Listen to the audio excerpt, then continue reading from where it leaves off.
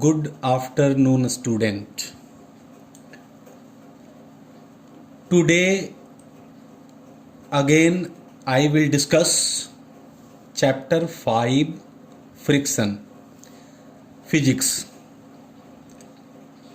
That is the topic of physics. Previous day, I have discussed the topic rolling friction, wheel, a revolutionary invention, friction, a necessary evil, and friction, a necessity. That I have discussed in previous lecture. Today I will discuss this topic and these topics. So see here, friction is an evil or nuisance. Friction, it means घर्षण in Hindi. Evil means दुश्मन. Friction एक दुश्मन. As we know that friction is needed for so many activities in our daily life. However, it has many disadvantages and is unwanted in certain situations. Let us now look at some situation where friction is not desirable. Point number 1. Friction consumes a substantial part of the useful energy available to us. As friction consumes a substantial part of the useful energy available to us, friction also opposes any relative motion between two objects in contact. Some of the effort, that means force or energy, applied to the moving object is wasted in overcoming friction. Point number 1, friction में बहुत सारा energy जो available होता है वो वैसे ही waste चला जाता है. स्विंग मशीन में, आटा चक्की वाले मशीन में और ऐसे बहुत सारे मशीनरी पार्ट्स हैं जहाँ पर friction consumes a substantial part of the useful energy available to us. Next point 2. Friction is responsible for a lot of wear and tear of moving parts or objects. Friction के वजह से बहुत सारे machinery parts wear and tear यानी घिस जाते हैं चलते चलते, और जब चलते चलते घिस जाते हैं, wear and tear हो जाता है, तो हम लोग उस जगह पर दूसरा पार्ट्स लगाते हैं. Then we must have seen the worn out steps of foot over bridges at railway station or the worn out soles of old shoes. Have you ever thought about the cause of these observations? जूते का soul घिस जाता है और पुरानी machinery parts भी घिस जाते हैं. क्या आपने कभी सोचा ये ऑब्जर्वेशन का मुख्य कारण क्या है? It is the friction which wears out surfaces rubbing against each other. For this very reason, the moving parts of old machines need replacement. इसीलिए पुरानी मशीन के जो पार्ट्स खराब हो जाते हैं उनके जगह पर हम दूसरा और नया मशीनरी पार्ट्स लगाते हैं. पुराना जूता का सोल घिस जाता है तो हम लोग एक नया जूता लेते हैं, क्योंकि अगर जूता घिस गया तो चलने में दिक्कत होगी, स्लिप कहीं पर कर जाएंगे, स्कीड कहीं पर कर जा सकते हैं। एंड थर्ड और essential parts, a significant amount of energy supplied to a machines gets wasted in the form of heat energy while overcoming the force of friction. Friction से निजात पाने के लिए, छुटकारा पाने के लिए, ओवरकमिंग, छुटकारा पाने के लिए significant amount of energy supplied to a machine gets wasted in the form of heat energy. जो एनर्जी हम लगाते हैं मशीन में वो वेस्ट हो जाते हैं in the form of heat energy. किस कंडीशन में? फ्रिक्शन से छुटकारा पाने में। We all have observed that when we strike a match stick against a rough surface it catches fire. आप माचिस की तीली को माचिस के रविंग पोजीशन पर, रविंग स्थान पर जब रब करते हो, स्ट्राइक करते हो माचिस जलाने के लिए, it catches fire. Also when we vigorously rub our palms together for a few minutes in winter vacation they become warm. जाड़े के दिनों में हम लोगों को जब ठंड लगती है तो हम लोग अपने हाथ को रब करते हैं। क्यों? ताकि हम लोग वार्म हो जाएं, due to friction. This is because friction leads to production of heat.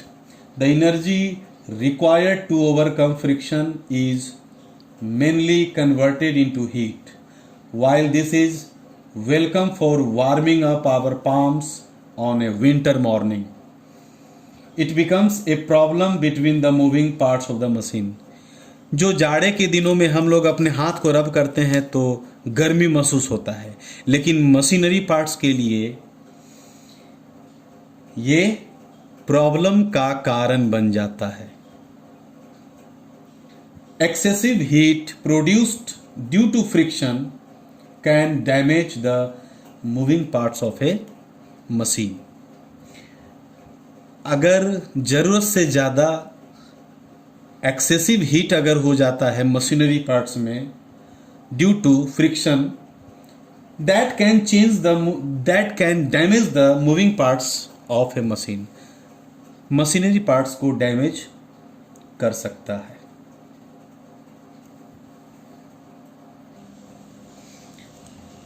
Now we will discuss methods of increasing friction.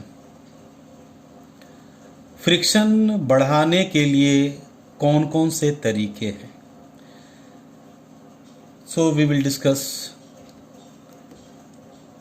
We know that friction is desirable in some situations and undesirable in some other situation.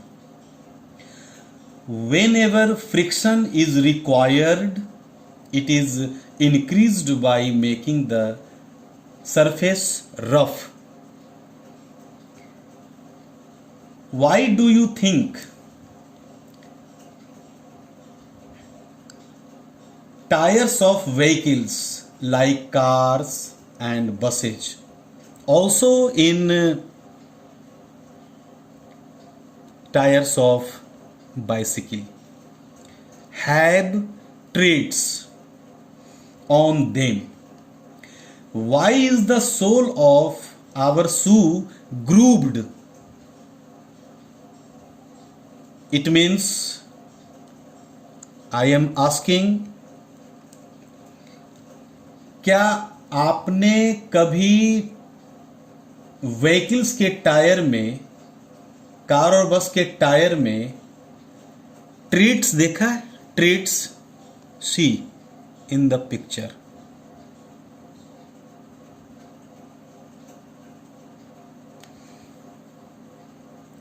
That is the treads. आपने देखा होगा, सारे लोग देखे होंगे। Why the sole of your shoe grouped this type of groups in your sole also. The treads and groups improve their grip on the road. ये इसलिए रहते हैं ताकि improve their grip on the road, ताकि हम सड़क पर smoothly चल सकें, आराम से चल सकें, और टायर जो सड़क पर चलती है वो रोड के साथ कांटेक्ट बना करके चले। इसीलिए ट्रीट्स एंड ग्रुप्स